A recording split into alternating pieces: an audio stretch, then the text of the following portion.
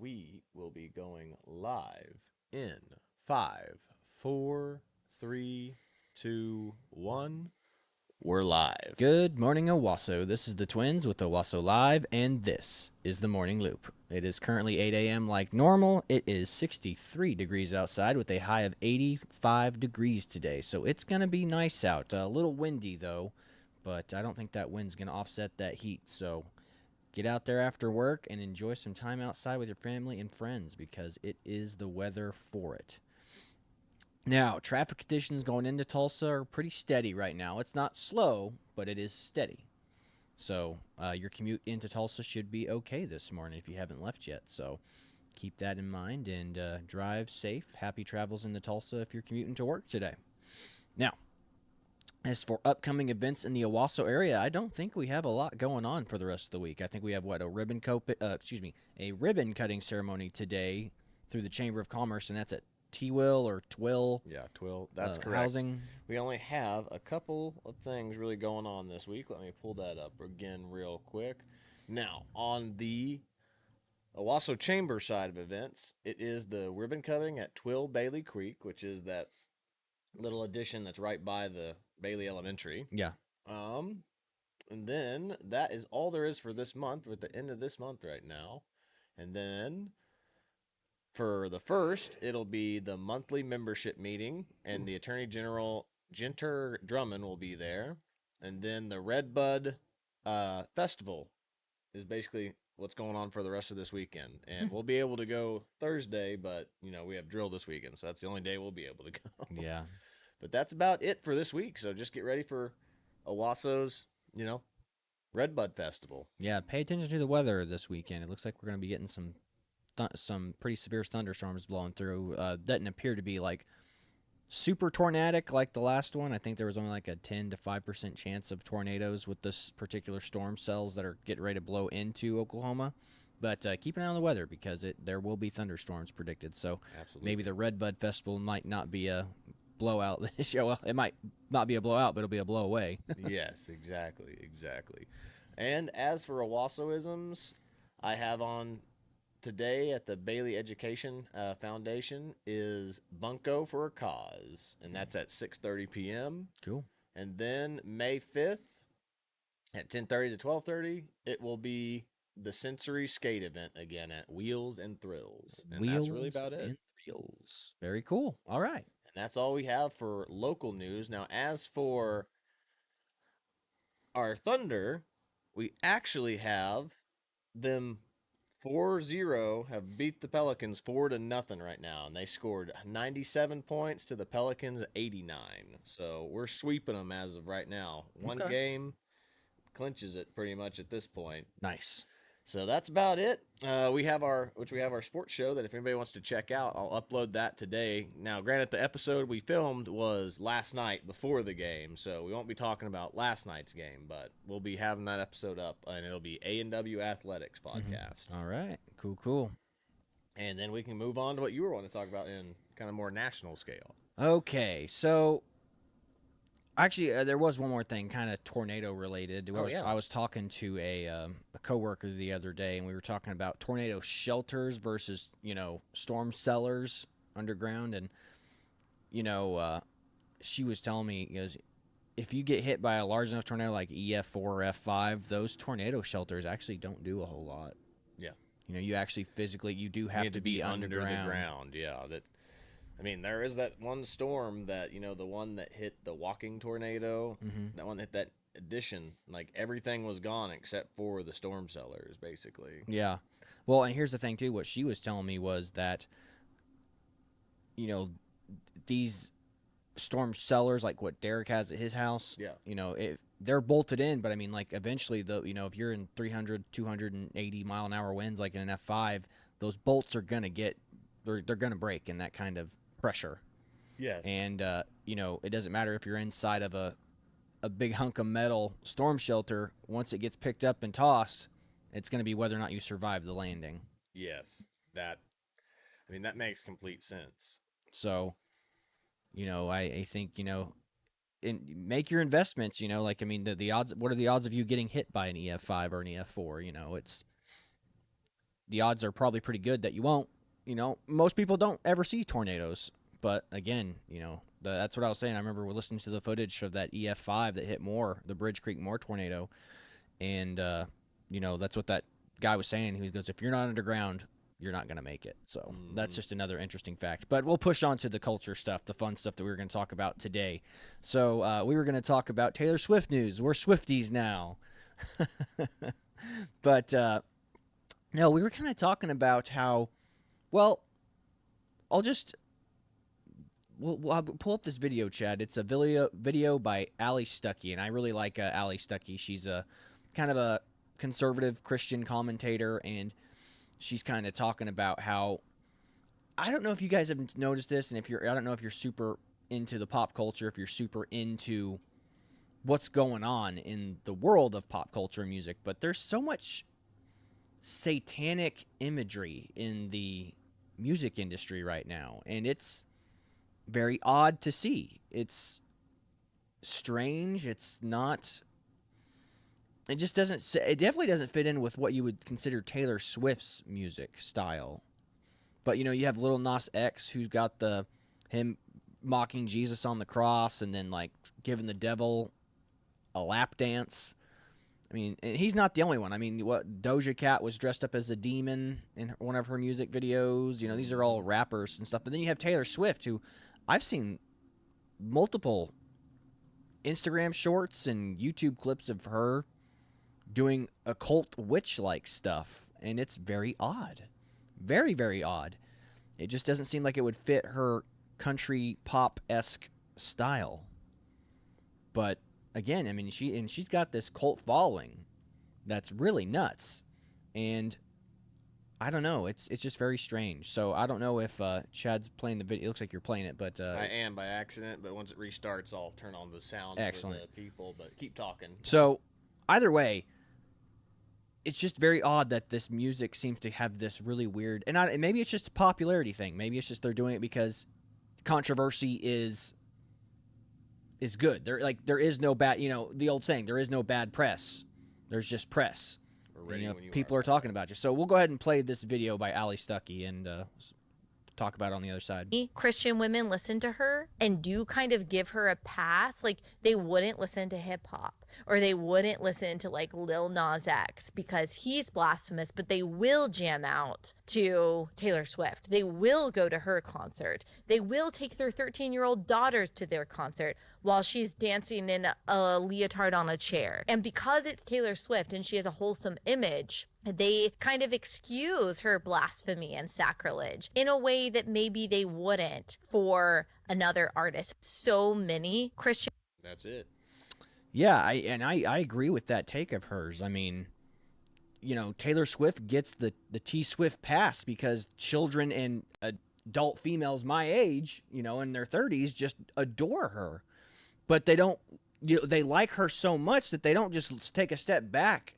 Especially a lot of these Christians, and they don't take a step back and go, what am I looking at here? Like, what is this supposed to mean? Now, to you Swifties, I could totally be wrong here. Maybe she's making a critique of something, but of what that something is, I'm not sure.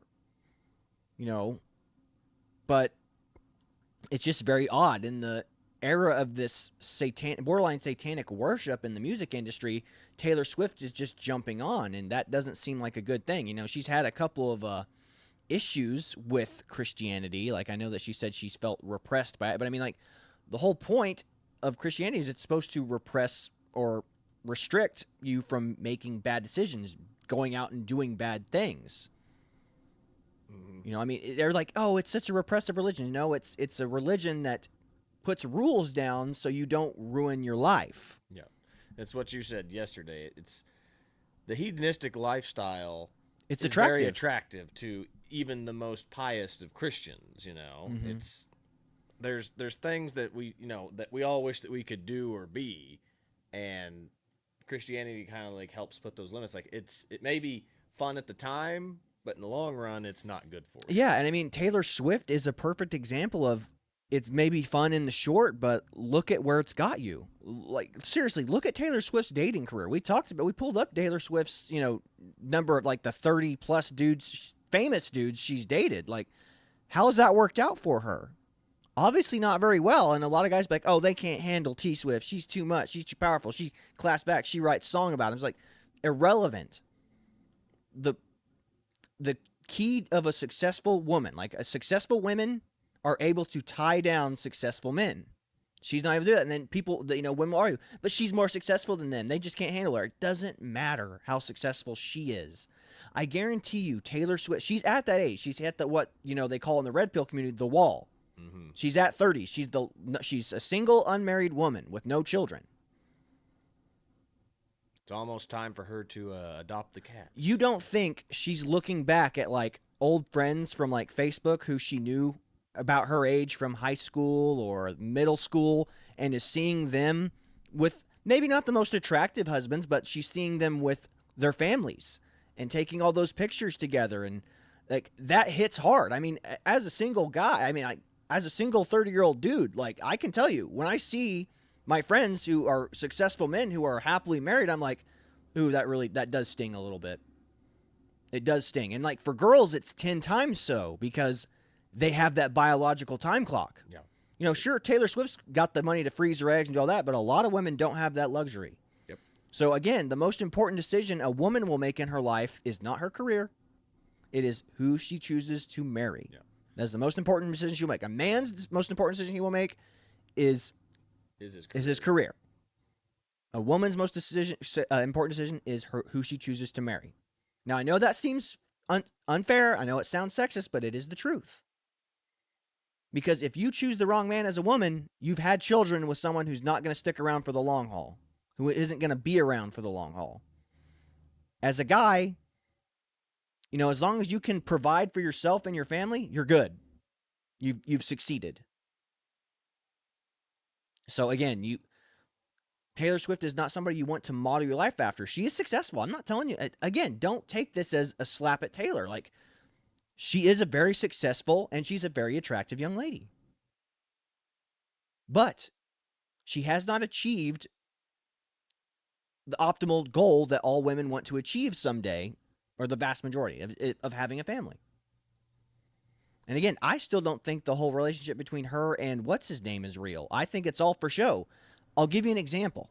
So she ran down on the field, the press, all her Swiftie fans were out there going, she's out there on the field with her boyfriend, her football player boyfriend. They're taking pictures. It's like, it was literally like high school gossip, like the head cheerleader got with the head football player, the quarterback. That's what it was like watching this. I was like, this is just for the cameras. This is just for show.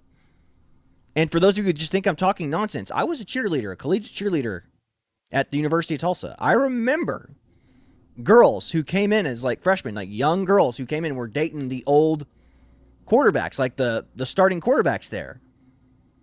And I was like, you guys just don't seem like a good fit. Like you don't seem super happy. You're not really into him. He doesn't seem that into you. You guys are just having a physical relationship and that's it. And she goes, oh, I just wanted to date him so we could have cute pictures together on the football field. And I was like, what? And that's literally the only reason she wanted to date him. She wanted to get cute, memorable pictures for her social media. And I was flabbergasted by this. I was like, so you don't see a future with this guy? She goes, maybe, but I really just want to get these cute pictures taken. So there you go. That's the vanity of women seeking. And I think that's what this relationship with Travis Kelce is. I think it's all a facade. I think it's all for show. Is it possible they could find love between each other? But again, I think Travis Kelce's just a smart business guy. I don't think he wants to. I think he's afraid to take the plunge because he's afraid whoever he gets with is just going to be after his resources, his money. Which we've seen that with the Trevor Bauer situation. Trevor Bauer being that baseball player that got falsely accused by a couple of girls and Miss Arizona and some Instagram model. Yeah, I remember that.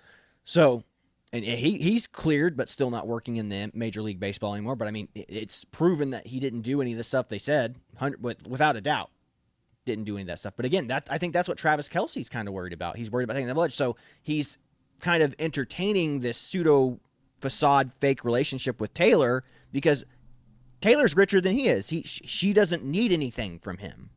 And a lot of people are like, well, that's why it's real. And I'm like, I just don't know. I mean, you've seen Travis Kelce. The guy could pull any girl he wants. Why choose a 34-year-old Taylor Swift? Name recognition is the only thing I could possibly see. Brand recognition. Yeah, I mean, I guess, but I mean, here's the thing. It's like the when I think of athletes, I think of I can't think of his name. It's the running back, the white kid, McCaffrey. McCaffrey. Like, you know what his dad did? His dad went out and married an attractive athlete. He goes, I'm going to genetically create the fastest runner. Like, I feel like that's what Travis Kelce would want for his kids. It's like, do you want a talented singer girl, or do you want potentially to have a tall, gangly boy that's not going to be strong enough to play football? And that's what you're throwing that's what you're throwing in when you throw in that gene pool risk. So if you want D1 athletes, you got to get with D1 athletes. It's like what I can't remember that football player.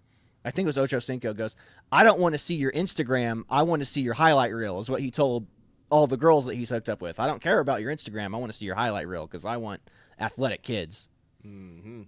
So that's what I think would benefit Travis Kelce over anything else. But again, if it's real, I entertain the idea that I could be wrong. Okay? So for all you Swifties who are going to be throwing hate my way about what I think of their relationship and whether or not I think it's real or not, that's okay. But there is a video that I want to show everyone here, and it's of Meat Canyon, and he is by far. So I told you I love Flash Gets, and we showed you that Flash Gets did that furry cartoon video that we showed on the show not too long ago. But Meat Canyon does very good satirical cartoons as well, and he did one of Taylor Swift and Kelce, and it's really good. Like, it's really, really good. And I think it's indicative of Taylor, and I think it's indicative of her fans. Like, it just shows them, it's just showing the mirror back to the Taylor and her fan base. So whenever you're ready, Chad, play this cartoon and let everyone see it. Up, and we are playing. I'm sorry, Taylor, but I think we should break up.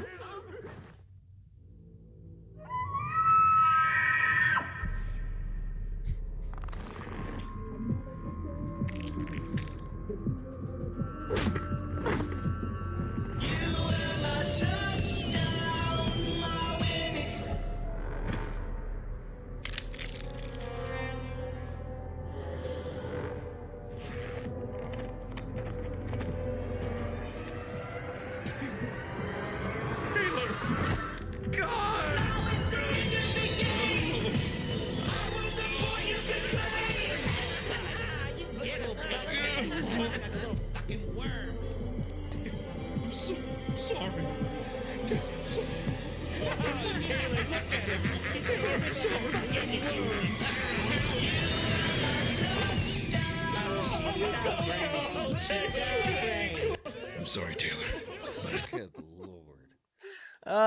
That cartoon is so good. It's so profound. Like, I think it does a better job representing Swift fans than it does Swift herself. Because it's like, Meat Canyon's great. What great satire. What great comedy. But I mean, again, in Meat Canyon, when he made this video, he had, I mean, I didn't realize how crazy Swifties were, how crazy Taylor Swift fans were, but apparently they're into like occultic stuff. Like, they made voodoo dolls of him and said that we're going to, like, they said that they're going to cast voodoo spells on him and that he'll be dead, or someone in his family will be dead within a couple of days. I mean, Taylor Swift fans, folks, that's what they do. They believe in occultic stuff. And there are videos of, like, Taylor Swift fans, like, doing, what was that really weird movie that Patrick Flam really liked? Do you remember what I'm talking about? Oh, Midsummer. Midsummer, yeah. Midsummer, like some weird, crazy occultic. I mean, even Wicker Man, like stuff like that. Like, the Swift fans have some really weird things that they do together. Like, very weird.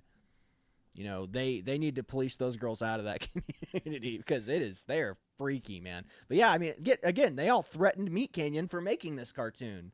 And I think this cartoon is hilarious.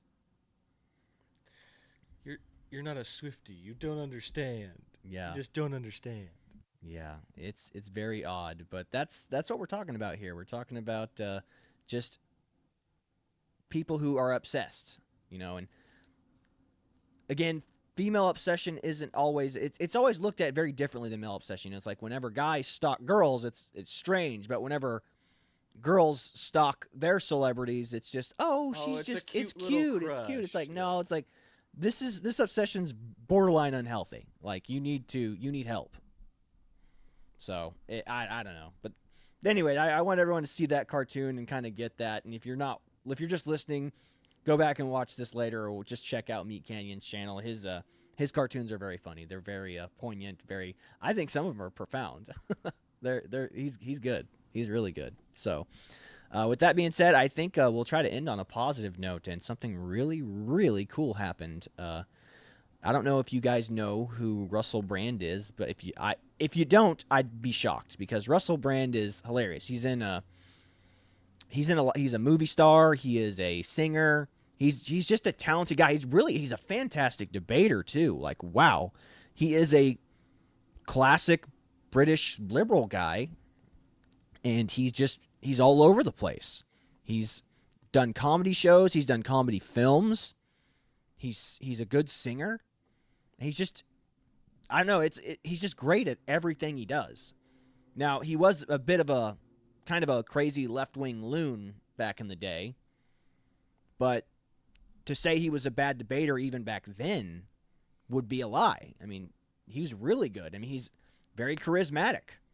But what's cool about Russell Brand, or what's happened is lately, he has been baptized. He came to Christ. He found God. Yeah. See, it's kind of like the exact opposite. Katy Perry kind of was like getting away from God, where she grew up being like a Pastor's daughter. Singer. Yeah, pastor's daughter.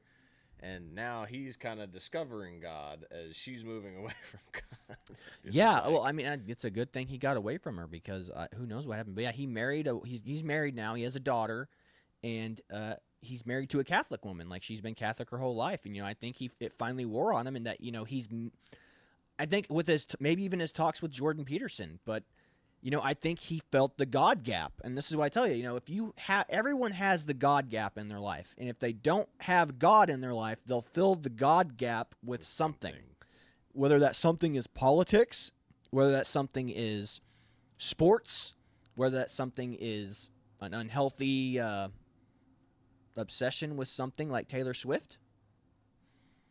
Everybody's going to fill that gap with something. So Russell Brand came to Christ, and I think it's awesome. Why don't you play this video and let him kind of give his little testimony after his baptism? You got it. Yesterday, I got baptized, and it was an incredible, profound experience. Something occurred in the process of baptism that was incredible, overwhelming, literally overwhelming, because I was obviously underwater, and it was the River Thames at some points. So I felt changed, transitioned. I've made the decision, and I know what the decision is. I've made it for myself, and I pray that it will be relevant to my family, in particular my children. My wife's Catholic. She's already made her own choices in this life, including this one. This is new for me. I'm learning, and I will make mistakes. But this is my path now, and I already feel incredibly blessed, relieved, nourished, held. Yesterday. And that's it. Yeah, he's just talking about how he feels completely different. And his wife, like you just said, he kind of sums up, his wife is Catholic, and he just feels like he's a different, changed person now. And it kind of shows. He seems happier and more, like, I'd say, mellowed out now versus his wacky, crazy, I have to be the center of attention self all the time. Look, this is why I say God is a necessary aspect of your life. Because if you don't have God, you're always going to be living on this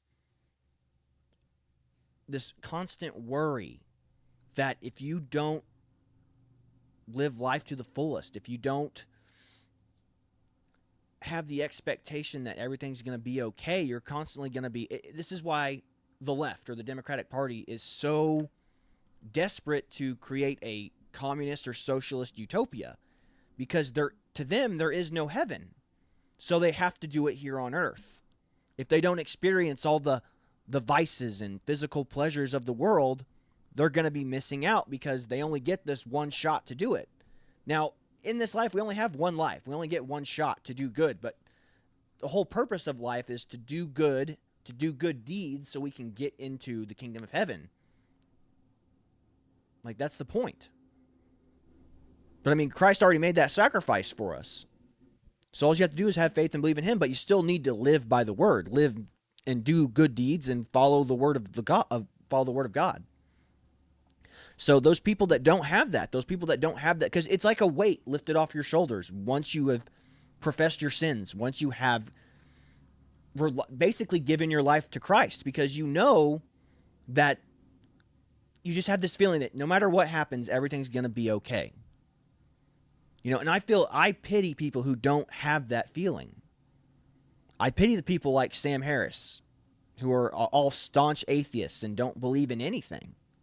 They just believe, again, that life is unfair and that some people are going to live miserable lives and not have anything to look forward to. And I feel bad for that. That's why I believe that there is something more. There is something greater. And I think it's super cool that someone like Russell Brand, of all people, has come to find Christ and has come to, and I bet you, like, again, a lot of it had to do with his conversations with people like Jordan Peterson. And a lot of it had to do with, I give a lot of props to his wife too. Her being a practicing Catholic probably brought him to that faith. Brought him to the Lord, because he's got a daughter and he wants her to live a good life because he definitely didn't set a good example for his kid to live by in his early life, but he wants something more, and that's awesome. And that's great. So that's about all we've got for you today. We wanted to end it on that high note that, a big W for Christ and a big W for Christianity, man. So in a world that seems to just be falling apart and the news cycle just be constantly bad all the time, left and right, we wanted to end on a very positive note, because that's what it's all about right there, everybody. Like, that's the key to life, man, the key to happiness. My brothers in Christ, that's all we've got for you today. So I hope everyone has a wonderful day. This is the Twins with the Owasso Live. This was the Morning Loop. We are signing off. God bless y'all. Yep. God bless. See you later, everybody.